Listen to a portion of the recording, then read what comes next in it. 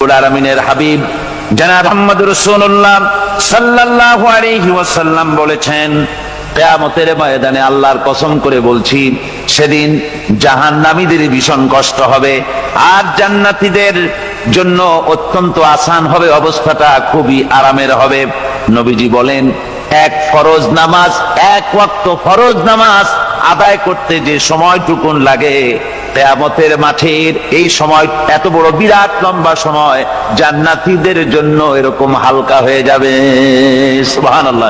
হযরত আবু সাঈদ খুদরী রাদিয়াল্লাহু তাআলা আনহু হাদিস কেন বর্ণনা করেছেন, এক ওয়াক্ত নামাজ, একটা ফরজ নামাজ পড়তে যতটুকুন সময় লাগে এতটুকুন সময়ের ভেতরে জান্নাতীদের কারবার শেষ হয়ে যাবে। সুবহানাল্লাহ বিহামদি। আর ওদের কারবার তো শেষই হবে না। وَيَوْمَ تَشَقَّقُ السَّمَاءُ بِالْغَمَامِ وَنُزِّلَ الْمَلَائِكَةُ تَنزِيلًا।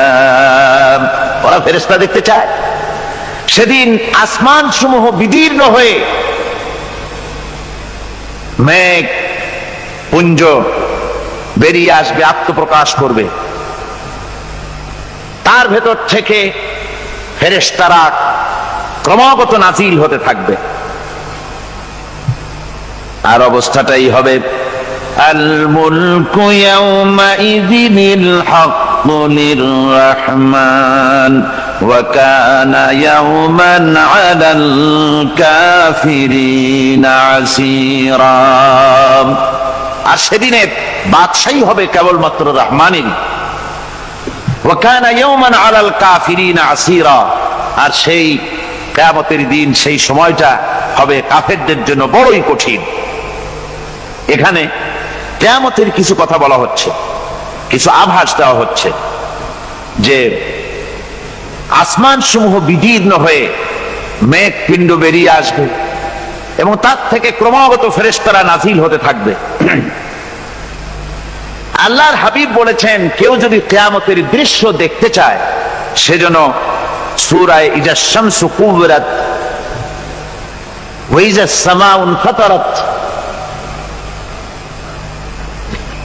ইজা সামাউ শাক্কাত, এই সূরাগুলি যেন পড়ে, তাহলে কিয়ামতের দৃশ্য তার চোখের সামনে প্রতিভাত হবে। কিয়ামতের দৃশ্যটা আসলে কেমন হবে সেই সূরাগুলি তেলাওয়াত করলে সে বুঝতে পারবে। যেমন আল্লাহ পাক বলছেন, إذا السماء فطرت وإذا الكواكب انتثرت وإذا البحار فجرت وإذا القبور بعثرت। যখন আকাশসমূহ চূর্ণ বিচূর্ণ হয়ে যাবে আর তারকাসমূহ বিক্ষিপ্ত হয়ে পড়বে, সমুদ্র মহাসমুদ্রগুলি দীর্ণ বিদীর্ণ হয়ে যাবে, কবরগুলি সব উদ্গীরণ করে দেবে, তার মধ্যে যা আছে সে সবগুলি। আবার আল্লাহ পাক বলেন, ইযাশ শামসু কুবিরাত ওয়া ইযান নুজুমুন কাদারাত ওয়া ইযাল জিবালু সুয়্যিরাত। সূর্য যখন ঢেকে যাবে, তারকাগুলি যখন বিপর্যস্ত হয়ে যাবে আর পাহাড়গুলি যখন চালিয়ে দেওয়া হবে, এই দৃশ্য তোমরা দেখতে পাবে। فإذا النجوم طمست وإذا السماء فرجت وإذا الجبال نسفت। সেদিন অবস্থা এমন হবে, সমস্ত তারকাগুলি স্তিমিত হয়ে যাবে আর আকাশসমূহ দীর্ণ বিদীর্ণ হয়ে যাবে। আর দেখতে পাবে পাহাড়গুলি, সমস্ত পাহাড়গুলিকে উড়িয়ে দেওয়া হবে। আবার অবস্থা আরো কি হবে, فإذا برق البصر وخسف القمر وجمع الشمس والقمر। যখন চক্ষু বিস্ফারিত হয়ে যাবে মানুষের, চাঁদ আর সূর্য নিষ্প্রভ হয়ে যাবে, সব একাকার হয়ে যাবে, চন্দ্র এবং সূর্য তার অস্তিত্বকে হারিয়ে ফেলবে। শুধু তাই নয়, ওয়াহুমিলাতিল আরদু ওয়াল জিবালু ফাদুক্কাতা দাক্কাতাও ওয়াহিদা। জমিন ও পাহাড়গুলির মধ্যে সংঘর্ষ লাগিয়ে দেওয়া হবে আর তা এক ধাক্কায় জমিন এবং সমস্ত পাহাড়গুলি চূর্ণ বিচূর্ণ হয়ে যাবে। সুবহানাল্লাহি ওয়া বিহামদিহি। আল্লাহ রাব্বুল আলামিন বলছেন, এইভাবে করে কিয়ামতের দৃশ্য, বিভীষিকাময় দৃশ্য তোমরা দেখতে পাবে। আর সেদিনের রাজত্বটা কার হবে? আল মুলকু ইয়াউমাইযিনিল হাক্কু লির-রাহমান। সেদিনের রাজত্ব হবে কেবলমাত্র রহমানের। অর্থাৎ যেসব কৃত্রিম বাদশাহী দেখে তোমাদের চোখে ধাঁধা লেগে গিয়েছে, তোমাদেরকে দুনিয়ার বাদশাহী দেখে তোমরা ধোঁকায় পড়ে গিয়েছো, এসব বাদশাহী কিছুই টিকবে না সেদিন। সেদিন শুধু বাদশাহী থাকবে একমাত্র আল্লাহ পাকের। কার থাকবে বাদশাহী? যারা বলেন কার? আল্লাহ রাব্বুল আলামিন যখন কিছুই থাকবে না ঘোষণা করবেন লিমানিল মুলকুল ইয়াউম লিল্লাহিল ওয়াহিদুল কাহ্হার। আজকে কার রাজত্ব? চারিদিক থেকে আওয়াজ আসতে থাকবে, পরাক্রমশালী আল্লাহ রাব্বুল আলামিনের রাজত্ব আর কারো নয়। হাদিস শরীফে এসেছে, বুখারী মুসলিম শরীফের হাদিসে এসেছে, আল্লাহর নবী বলেন আল্লাহ রাব্বুল আলামিন তখন তার এক হাতে আকাশ মণ্ডলীকে ধারণ করবেন, আর এক হাতে জমিনকে ধারণ করবেন। আকাশ মণ্ডলী এক হাতে, জমিন এক হাতে। এভাবে আল্লাহ রাব্বুল আলামিন বলবেন আইনাল জাব্বারুন আইনাল মুতাকাব্বিরুন। কোথায় সেই স্বৈরাচারীরা? কোথায় সেই দুর্বিনীত অহংকারী স্বৈরাচার যারা আমার জমিনের উপরে, আমার মানুষের উপরে রাজত্ব চালিয়েছে? তারা আজকে কোথায়? কোথায় সেই অহংকারীরা? আল্লাহ পাক সেদিন যে বলবেন, সেদিন তো বলবেন, কিন্তু দুনিয়ার মাঝেও স্বৈরাচার যারা, অহংকারী যারা, তাদের শাস্তি পৃথিবীর বুকেও দেন, আর সেদিন তো দিবেনই। কত স্বৈরাচার আমরা দেখলাম, কত অহংকারী দেখলাম, যাদের তর্জনী হেননে লক্ষ কোটি কোটি মানুষ উঠতো আর বসতো। তাদের জিল্লাতির সঙ্গে আল্লাহ রাব্বুল আলামিন কতজনকে বিদায় করে দিলেন। ফুলের মালা নিয়ে কুলাতে পারে নাই, পা থেকে শুরু করে গলা পর্যন্ত ফুলের মালা দিয়া ডুবাই দিল ভক্তরা। আবার আল্লাহ রাব্বুল আলামিন এমন শাস্তি দিলেন, ফুলের মালার পরিবর্তে জুতার মালা নিয়ে জেলের মধ্যে ঢুকাইয়া দিলেন। ঠিক কিনা গান? অহংকারী আর স্বৈরাচার যারা হয়, আল্লাহ পাক এভাবে তাদের দৃষ্টান্ত দেখিয়ে দেন। আমরা কত দেখলাম, 9 বছরের রাজা 10 বছরের সাজা। পৃথিবীর মুখে যারা অহংকার করে, যারা স্বৈরাচার হয়, আল্লাহর আইনকে যারা বৃদ্ধঙ্গুষ্টি প্রদর্শন করে, আল্লাহ পাক তাদের জমিনেও দেখান। এখানে চূড়ান্ত ফয়সালা আল্লাহ করেন না, আসল ফয়সালার জায়গা তো আছেই, তবে এখানে নমুনা দেখায় দেন। কিন্তু মুশকিল হচ্ছে, ইতিহাসের সবচাইতে বড় শিক্ষা হলো ইতিহাস থেকে মানুষেরা শিক্ষা গ্রহণ করে না। একজনে যে কাম করে বিপদে পড়ে, আর একজন এসে আবার সেই পথেই অগ্রসর হয়, নিশ্চিত মৃত্যুর পথে। আমার বন্ধুগণ, আল্লাহ পাক বলছেন সেই দিন আমার রাজত্ব হবে, আর কারো রাজত্ব হবে না। ওয়া কানা ইয়াওমান আলাল কাফিরিনা আসীরা। আর ওই দিনটা, ওই কিয়ামতের দিন হবে কাফেরদের জন্য সবচাইতে কঠিন। সবচাইতে কঠিন হবে কাদের জন্য? কাফেরদের জন্য। কাফের কারা?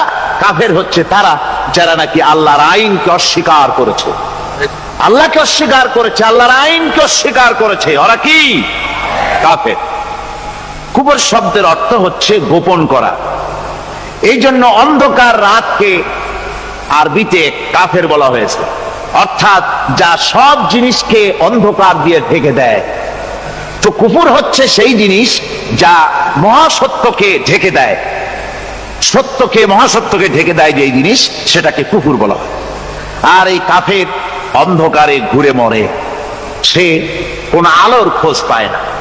আল্লাহ রাব্বুল আলামিন বলেন, কাফেরদের কথা এখন শোনাচ্ছেন আল্লাহ পাক, ওয়াল্লাযীনা কাফারু আউলিয়াউহুমুত তাগুতু ইউখরিজুনাহুম মিনান নূরি ইলাজ যুলুমাত। যারা কাফের, যারা কুফরি অবলম্বন করেছে, তাদের সাহায্যকারী আর পৃষ্ঠপোষক হচ্ছে তাগুত। তাগুত বলা হয় সেই শক্তিকে যে শক্তি শুধু নিজেই আল্লাহর আইন অমান্য করে বসে থাকে না, বরং অন্যদেরকেও আল্লাহর আইন অমান্য করতে বাধ্য করে। ওদেরকে আরবিতে কি বলা হয়? তাগুত বলা হয়। আর এই তাগুতি শক্তি, এই তাগুত হয় তার সাহায্যকারী, যা তাকে আলো থেকে টেনে অন্ধকারের ভেতরে নিয়ে যায়। আর কাফের হচ্ছে আল্লাহ পাকের ভাষায় অর্থাৎ কোরআনের ভাষায় কাফের হচ্ছে সবচাইতে নিকৃষ্ট প্রাণী, সবচাইতে নিকৃষ্ট জীব। মহাসত্যকে যারা অস্বীকার করেছে, যারা আল্লাহকে মানে না, যারা আল্লাহর কোরআনকে মানে না, যারা ইসলামকে স্বীকার করে না, তারা সবচাইতে নিকৃষ্ট প্রাণী। আল্লাহ রাব্বুল আলামিন বলেন, ইন্না শাররাদ দাওয়াবি ইনদাল্লাহিল্লাযীনা কাফারু ফাহুম লা ইউমিনুন। নিশ্চয়ই আল্লাহর জমিনে সব বিচরণশীল জীব যত আছে, আল্লাহ বলছেন আমার জমিনে বিচরণশীল জীব যত আছে তার মধ্যে সবচাইতে নিকৃষ্ট প্রাণী হলো যারা ঈমান আনে নাই, যারা বিশ্বাস করে না আমি আল্লাহকে, যারা পরকালকে বিশ্বাস করে নাই, যারা কোরআনকে বিশ্বাস করে নাই, যারা ইসলামকে বিশ্বাস করে নাই, পৃথিবীর মধ্যে তারা সবচাইতে নিকৃষ্টতম প্রাণী। আল্লাহ বলেন শুধু নিকৃষ্ট জনক নিকৃষ্ট প্রাণী বললেই সারে না, এরা হলো চতুষ্পদ জানোয়ারের মতো। কে বলতেছেন? আমি বলছি না, কিন্তু আল্লাহ পাক বলতেছেন চতুষ্পদ জানোয়ারের মতো কাফেরেরা। وَمَثَلُ الَّذِينَ كَفَرُوا كَمَثَلِ الَّذِي يَنْعِقُ بِمَا لَا يَسْمَعُ إِلَّا دُعَاءً وَنِدَاءً। এই কাফেরদের দৃষ্টান্ত হচ্ছে সেই রাখালের মতো, যে রাখাল তার পশুদেরকে ডাকে আর ওই পশুরা একটা ডাক শোনে মাত্র, কিন্তু কি যে বলে তা তো পশুতে বোঝেন। কথা বুঝতে পেরেছে? সুম্মুন বুকুমুন উমিয়ুন ফাহুম লা ইয়াকিলুন। এরা বোবা, এরা বধির, এরা অন্ধ, এ কারণেই কোনো কথা বোঝে না। এরা চতুষ্পদ জানোয়ারের চাইতেও নিকৃষ্ট। যাদেরকে আমি আল্লাহ বলেন, যাদেরকে আমি চোখ দিলাম, চোখ থাকতে হক দেখলো না, সব দেখলো। হক দেখে নাই চোখ দিয়া, এই চোখ দিয়া সব দেখলো। নারীর সৌন্দর্য উপভোগ করলো আর নারীর অঙ্গ প্রত্যঙ্গ নিয়ে নানা ধরনের গল্প লিখলো, কবিতা লিখলো, কিন্তু এই সৌন্দর্য যিনি দিলেন তারেও চিনল না। আছে না কত কবি আমাদের দেশে? আমার দেশের সেই কবি জাতীয় পুরস্কার পায় যে কবি নারীর বিশেষ বিশেষ অঙ্গ নিয়ে বেশি করে নির্লজ্জ কবিতা লিখতে পারে, ওই হলো সবচেয়ে বড় কবি। আমার বন্ধুগণ, একজন বুজুর্গ ব্যক্তি তিনি পথ দিয়ে যাচ্ছিলেন, তো সে পথে এক সুন্দরী যুবতী মেয়েকে দেখে সেই যুবতী মেয়ের দিকে এই বুজুর্গ ব্যক্তি এক নজরে তাকায় আছে। তখন এই ঘটনাটাকে কবি এভাবে লিখতেছেন সাজায়, একদা সুখদায়ক প্রমোদা বদন দর্শন করিবম ঝরিল নয়ন, হেসে কহে সে রূপসী সবিস্ময় মন, কহ দেখি মহাশয় কহ কি কারণ, বিষয় বিরাগী তুমি ভুবনে প্রচার, কি হেতু জন্মিল তব মানস বিকার, সামান্য ললনা রূপ করি দর্শন, উচিত না হয় তব অশ্রু বরিশন। বুজুর্গ ব্যক্তি ওই মহিলার দিকে তাকিয়ে তাকিয়ে কাঁদতেছেন।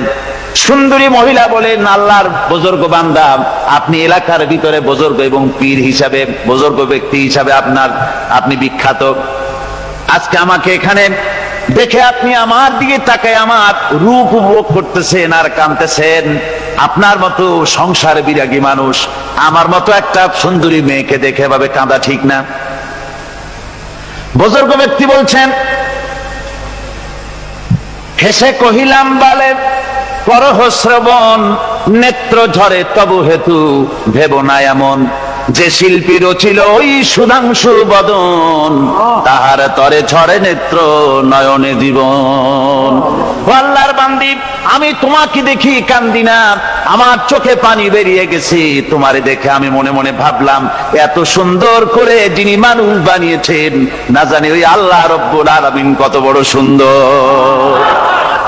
আমার ভাইরা, সুতরাং চোখ থাকতে ওরা আল্লাহ রাব্বুল আলামিনের কুদরত ওরা দেখে নাই, কান থাকতে কোরআনের আওয়াজ ওদের কানের মধ্যে ঢোকে নাই, বিবেক থাকতে আল্লাহর দ্বীনকে বুঝতে পারে নাই, চিন্তা করতে পারে নাই। আল্লাহ রাব্বুল আলামিন বলেন, উলাইকা কাল্লানা।